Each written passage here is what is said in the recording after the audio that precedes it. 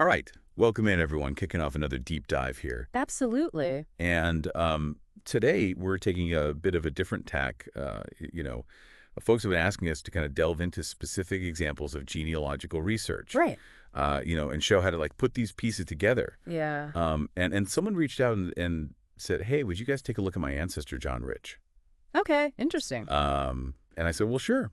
Send over what you got." Yeah. And they pointed us to a blog post. Okay. And it's a really good one. It's on a website called Genea-Musings.com. Mm-hmm. And the post itself is titled 52 Ancestors in 52 Weeks, Okay. dash week 35. Hashtag 42 John Rich, 1791, 1868. Wow. So they're really going systematically through their family tree. That's great. Yeah, it seems like a really cool project. And this particular week, week 35, they focused on this John Rich. I like it. And what's great about this is it pulls together a lot of different types of sources. Yeah. We've got baptismal records in here, census data, some family details about, who he married, his kids, where he lived, what he did for a living, Yeah. when he died. Wow. That's And fantastic. it's all very well sourced. Okay. It's clear that they've done their homework. It's always good to have those citations Absolutely. so we can follow up and see where that information's coming from. Exactly. Yeah, so our goal today is to kind of unpack this blog post for you, Right. and really try to pull out some of the insights and bring John Rich's life into focus. Sounds good to me. Let's jump in.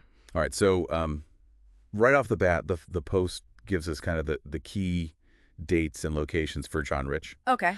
He was born sometime before February 1790 in Trowbridge, Okay. Wiltshire, England, Mm-hmm. and then he was baptized on February 17th of that year. Gotcha. And then later in life, he seems to have settled in Hilperton, Okay. also in Wiltshire. Wiltshire. Okay. And we see him in the census records there for 1841, 1851, and 1861. And then he was buried in Hilperton on June 6th, 1868. Interesting. So it sounds like his life really centered around this area of Wiltshire. Yeah, it seems like he didn't move around a whole lot, Yeah. Yeah. which, in the 19th century wasn't uncommon. No, not at all. People were much less mobile back then. Right, exactly. So Yeah. just keep that in mind as we kind of go through the rest of this, that, Yeah. he's probably deeply connected to this community. Right. His whole world is probably wrapped up in this small area. Yeah, exactly. Okay, so let's move on to family. All right. John Rich married a woman named Rebecca Hill, Okay. and she lived from 1790 to 1862. So, Yeah. very similar lifespan to John. Right. They were married on Valentine's Day, 1815, Oh. in Hilperton. How romantic. Yeah, right. And they had a lot of kids, at least 11 that we know of. Wow. James and 2 Johns. 2 Johns. Yeah, one of them died young, though. Oh, that's sad. Yeah, and then 2 Williams. Okay. Again, one died young. Wow. And then Jesse, Hannah, Emma, Elizabeth, another William and Samuel. That's a big family. Yeah, it was not uncommon back then to have large families. No, especially because child mortality rates were so high. Exactly. You needed to have more kids just to make sure that some of them survived to adulthood. Right, and it's interesting, they named 2 of their sons John and 2 of their sons William, Yeah, I noticed that too. which suggests, maybe those first ones passed away. Yeah, and it was a way to honor their memory and keep the name going in the family. Yeah, I mean, it's kind of heartbreaking when you think about it, but it Yeah. was a reality at the time. It was. So the blog post even gives us a specific date for the baptism of some of their children. Okay.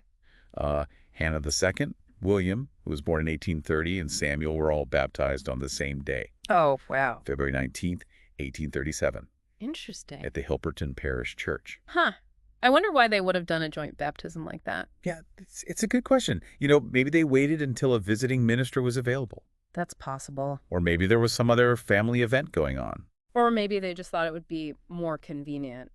Yeah, it's hard to know for sure. Right. But it's just a little glimpse into, the logistics of religious life in their village. Right. Okay, so let's talk about what John Rich did for a living. Okay. The census records tell us that he was a weaver. Okay. And in 1851, it's specifically noted that he was a handloom weaver. Mm-hmm. And then by 1861, he's listed as a woolen cloth weaver. Interesting. So, Wiltshire had a long tradition of textile production. Right, especially wool. Exactly. Mm-hmm. And the fact that he was a handloom weaver in 1851 is interesting because it places him within a specific stage of industrial development. Yeah, the Industrial Revolution was in full swing by then, but a lot of weaving was still done by hand. Right. And then the later description as a woolen cloth weaver might indicate a shift in technology or the type of work that he was doing. Yeah, maybe he had started working in a factory, or maybe he was just specializing in a particular type of cloth. Right. Either way, it gives us a sense of the economic landscape of its time. Absolutely. Okay, so the blog post also gives us some details about his physical surroundings in Hilperton. Okay. The 1841 tithing and land apportionment shows that he occupied a house and garden, Okay. and then also another separate garden plot. Wow. 2 gardens. Yeah. He must have had a green thumb. Yeah, right. Or a very large family to feed. That too. Mm. And we even get a sense of where this was located. Oh, really? Yeah, it was in Hilperton Marsh on the south side of what is now Horse Road, Okay. opposite St. Mary's Close. All right.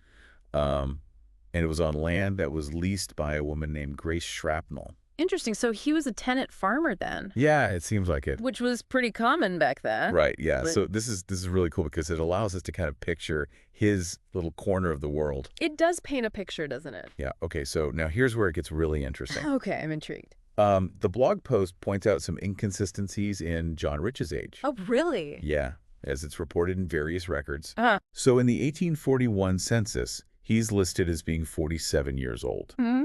In 1851, he's 58. All right. 1861, he's 70. Okay.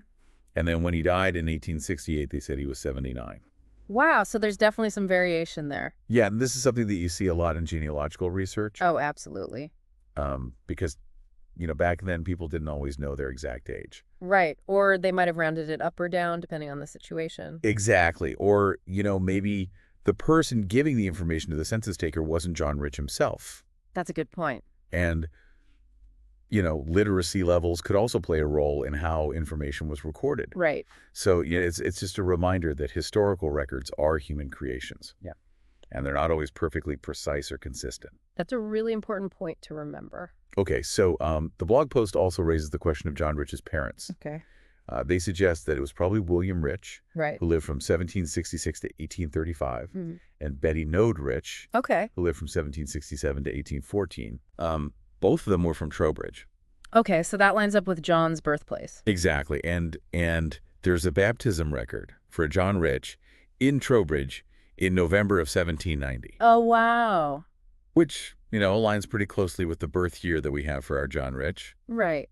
But the researcher doesn't say definitively that this is the same John Rich. Okay, so it's a strong clue, but not 100% confirmation. Right, exactly. It's understandable, though. It's always best to be cautious when making these kinds of connections. Absolutely. Yeah, you don't want to jump to conclusions. No, you really have to look for that corroborating evidence. Exactly. Okay, so one more interesting detail that the blog post uncovers. Okay, lay it on me. The marriage record with Rebecca Hill shows that both John and Rebecca signed with their mark. With their mark.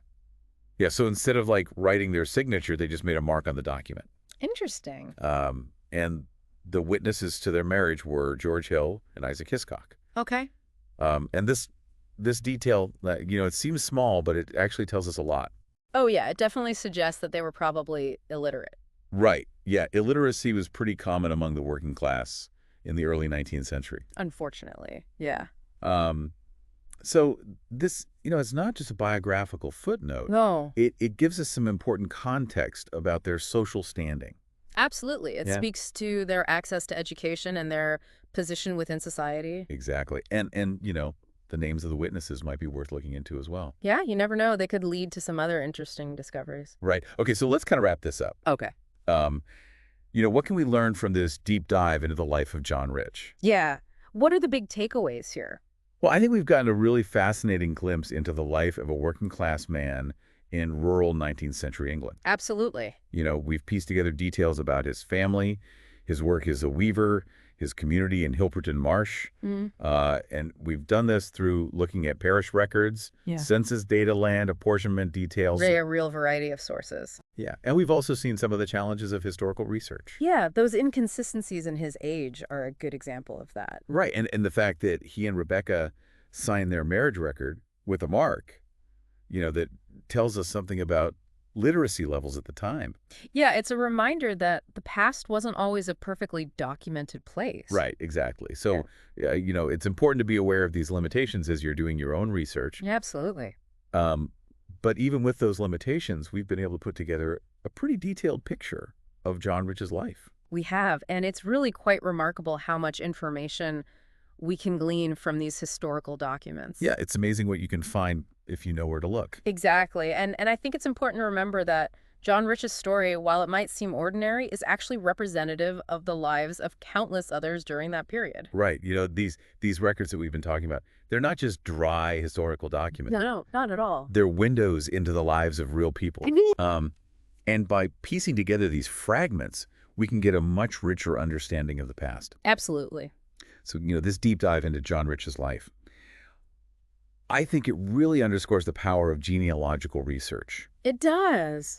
Even seemingly minor details can unlock these broader insights into the past. Yeah, and they can help us to connect with the lives of those who came before us. Exactly. And it makes me wonder what other stories are out there just waiting to be discovered. I know, me too. In all these archives and libraries and online databases. Yeah, there are so many people whose lives were documented in these ways. Right. And they're just waiting for someone to come along and piece together their stories. Exactly.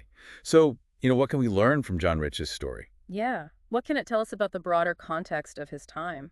Well, I think it can tell us a lot about the social and economic conditions in Wiltshire in the 19th century. Right. What was it like to be a working class person during that time period? Yeah. What were the challenges that they faced? What were their hopes and dreams? And how did their lives shape the world that we live in today? Exactly. And, I think these are questions that we can continue to explore as we delve deeper into genealogical research. Absolutely. And I think it's a journey that's well worth taking. I agree. So go out there and uncover those hidden stories, folks. You never know what you might find. Exactly. All right, that's going to do it for this deep dive. Until next time. We'll see you all next time. Take care.